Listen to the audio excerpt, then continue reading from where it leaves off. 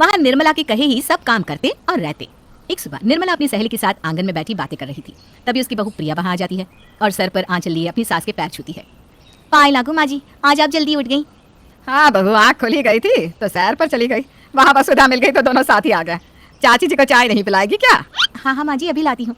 ये कहकर प्रिया किचन में चली जाती है। देखो ये होता है कायदा, जरा सा भी पल्लू हटा के बहू के सर से। तूने इतना कंट्रोल किया कैसे है?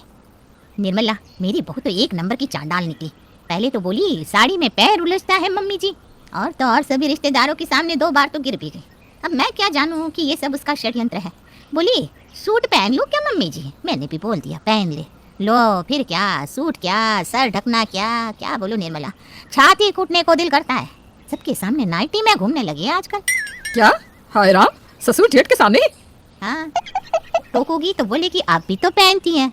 अब हम तो बूढ़े हैं, हमसे क्या परतर। अरे सूट तो मैंने भी पहना है, पर इतनी सी भी छूट नहीं दी कि सर पर बैठ जाए। मैंने इसके आते ही इसे बोल दिया था कि बहू साड़ी में दिक्कत हो तो सूट पहन लेना, पर सर से जिस दिन दुपट्टा हटा उस दिन सीधा अपने माँ के निकल जाना। तभी वहाँ चाय लेकर प्रिया आती है। अरे बहू इतनी जल्दी? अरे कल आ जाती, चाची जी को कोई हड़बड़ी थोड़ी ना है। अरे नहीं नहीं बहू, कोई बात नहीं। हाँ वो मैंने नहाने चली गई थी माँ जी, आप ही ने कहा था ना कि बिना नहाए कोई रसोई में नहीं जाएगा, इसलिए। ठीक है, ऐसा चलता है घर वसुधा। दोनों सहेलियाँ चाय पी लेती हैं।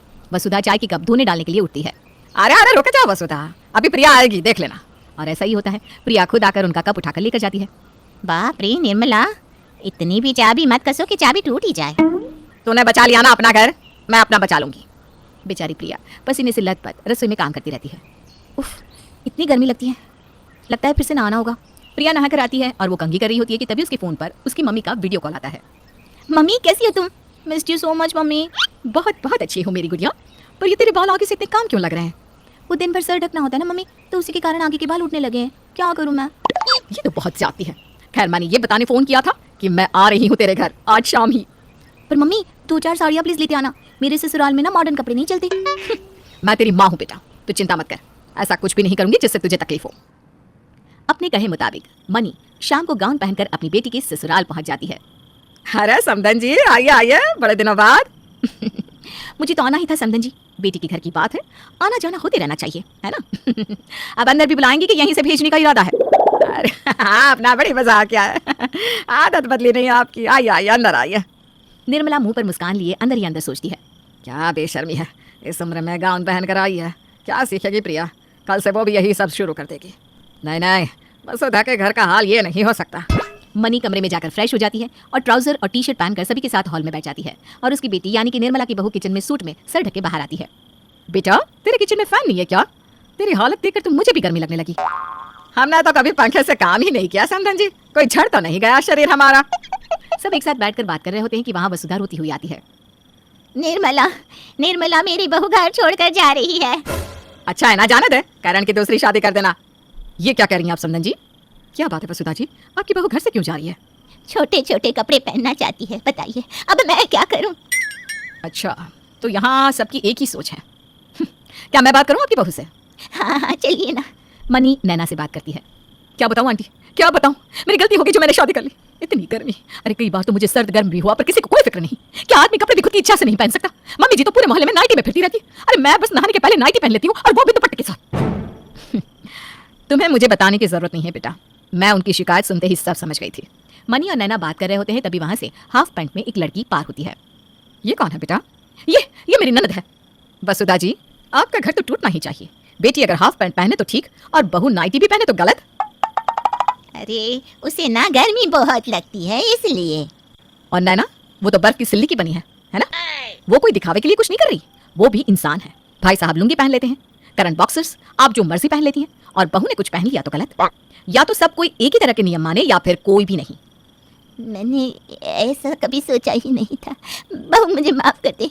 आपके मॉडर्न कपड़ों को देखकर मैंने न जाने क्या क्या सोच लिया था, पर सोच कपड़ों पर निर्भर नहीं होती, आज देख लिया। पर यही सब आपकी बेटी के साथ भी तो हो रहा है, शायद इससे भी बदतर। इसीलिए तो मैं आई हूँ। मनी वापस अपनी बेटी के ससुराल जाती है, जहाँ प्रिया किचन से भागती हुई अपना दुपट्टा गिराती हुई आती है। यह सब क्या है बहू, तुमने दुपट्टा कैसे हटाया? मम्मी जी वो दुपट्टे की चोर ने आग पकड़ ली थी। तो क्या हो गया? वही तो, क्या हो गया बेटा? जाओ कपड़े पैक कर लो, हम लोग यहाँ से चल रहे हैं। कहाँ जा रहे हैं आप लोग? मैं अपनी बेटी को यहाँ से ले जा रही हूँ। लव मैरिज थी ना तुम्हारी प्रिया? मुझे तो तुम इस घर की नौकरानी लगती हो। जिद करके तुमने शादी की थी ऐसे घर में। अभी तुम्हें कुछ हो जाता तो इन लोगों को अब भी तुम्हारे दुपट्टे से सर ढका है कि नहीं इसकी फिक्र रहती। अब पानी सर से ऊपर जा चुका था। प्रिया अपना बैग पैक कर लेती है। मम्मी मैं भी चलता हूँ। प्रिया सहती रही क्योंकि वो सोचती थी कि आप बदल जाएंगी, पर वो गलत थी। किसी पर रोक टोक करके, जानवरों की तरह बर्ताव करके आप उस पर कंट्रोल नहीं कर सकते। इसे घर चलाना नहीं कहते मम्मी। बेटा मुझे लगा बहू हाथ से निकल जाएगी। मैं तो कॉलेज से जॉब लेने के बाद कभी वापस आना ही नहीं चाहता था मम्मी, पर मेरी मॉडर्न सास ने मुझे कहा कि बेटा कोई गलत कदम मत उठाओ, अपने माँ बाप को मत छोड़ो। प्रिया ने अपना रहन सहन सब कुछ बदल दिया, और तुमने उसे क्या दिया मम्मी? अपने घर को टूटता देख निर्मला बेचैन हो उठती है। मुझे माफ कर दे बहू। समधन जी आपने आज मुझे बहुत बड़ी शिक्षा दी। अब अगर मुझसे कोई भूल हो जाए तो मैं खुद अपनी बहू को आपके पास जाने से नहीं रोकूंगी, पर मुझे एक मौका दे दीजिए।